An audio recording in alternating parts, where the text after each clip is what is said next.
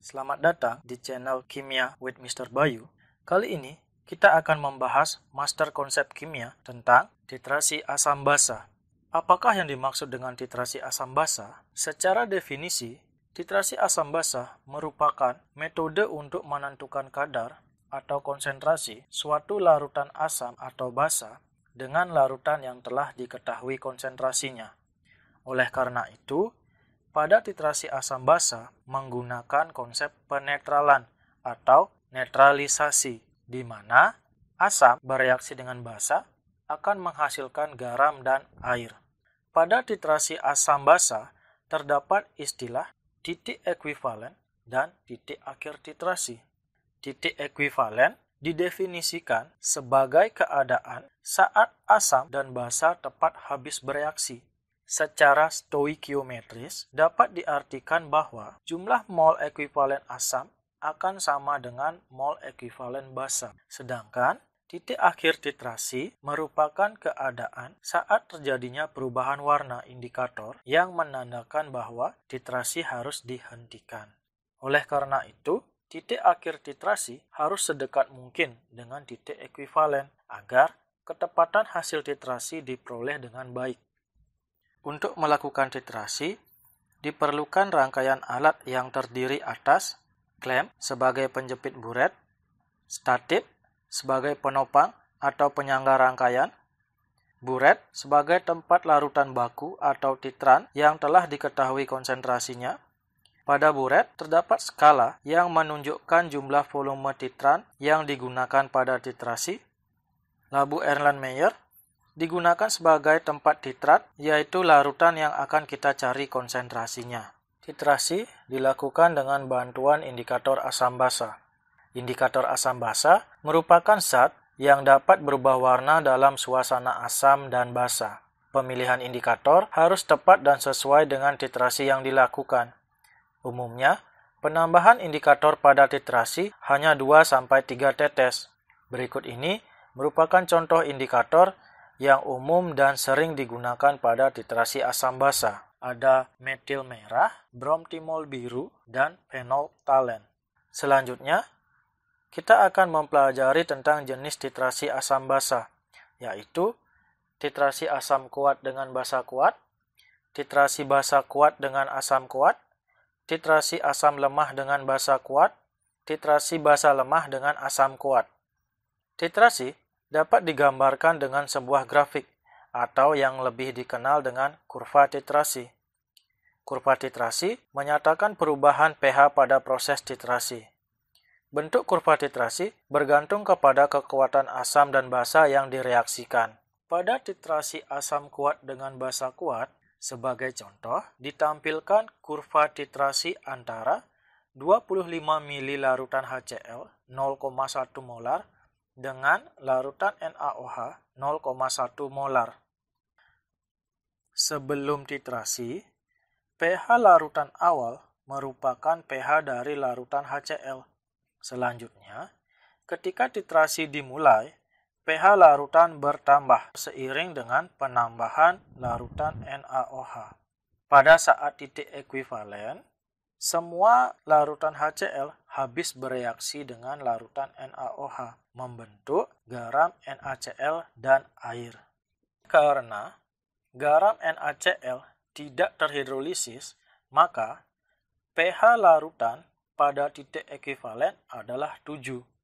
Setelah titik ekuivalen, penambahan NaOH menyebabkan larutan bersifat basa karena ion OH- yang berlebih dalam larutan.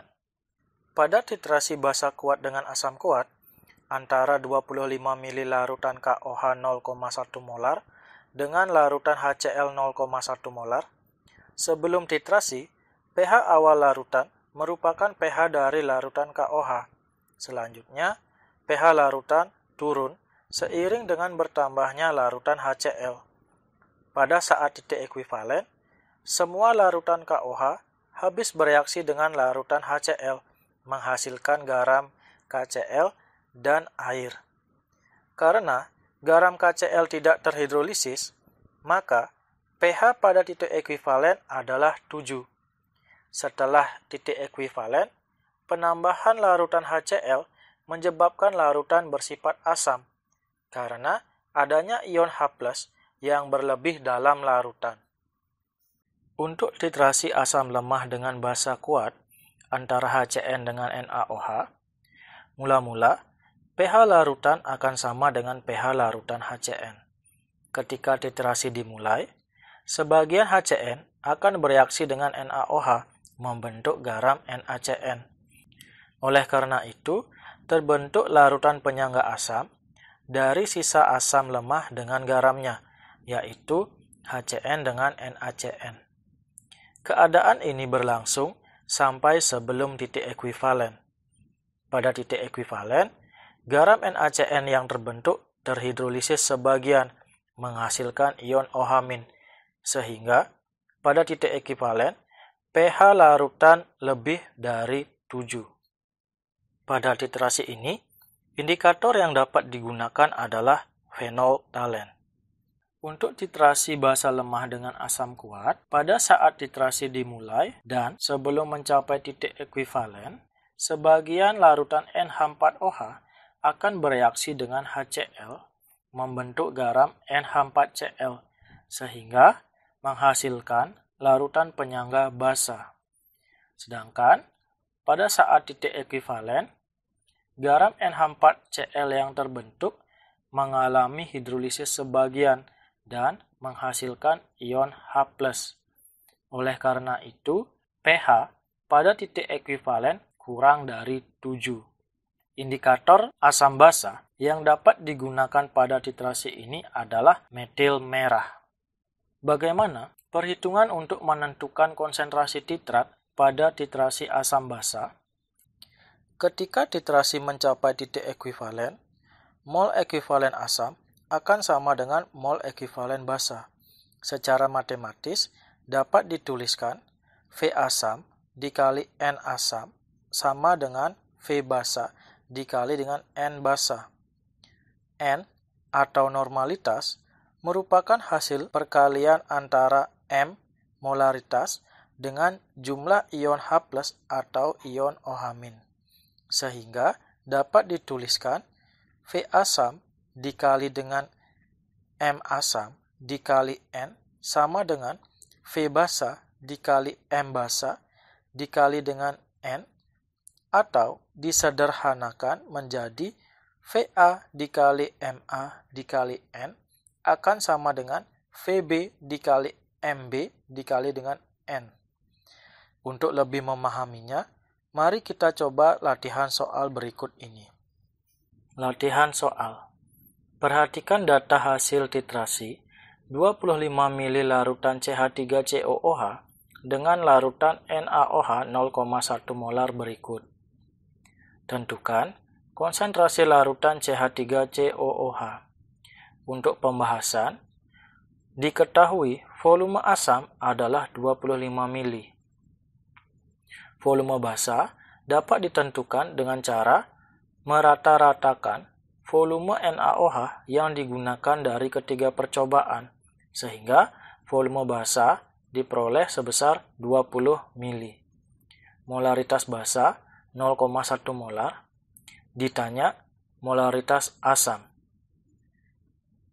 Untuk menentukan molaritas asam, dapat menggunakan rumus titrasi VA dikali MA dikali N sama dengan VB dikali MB dikali N, di mana N merupakan jumlah ion H+ atau ion OH-. Untuk menentukan ion H+ atau OH- dapat dilakukan dengan cara mengionisasikan asam dan basa. Untuk CH3COOH menghasilkan satu ion H+, oleh karena itu N asam akan sama dengan 1. Begitu pula untuk NaOH menghasilkan satu ion OH-, sehingga N untuk basa bernilai 1. Secara kalkulasi diperoleh molaritas asam sebesar 0,08 molar. Sekian untuk master konsep kali ini. Semoga bermanfaat. Sampai jumpa pada master konsep selanjutnya.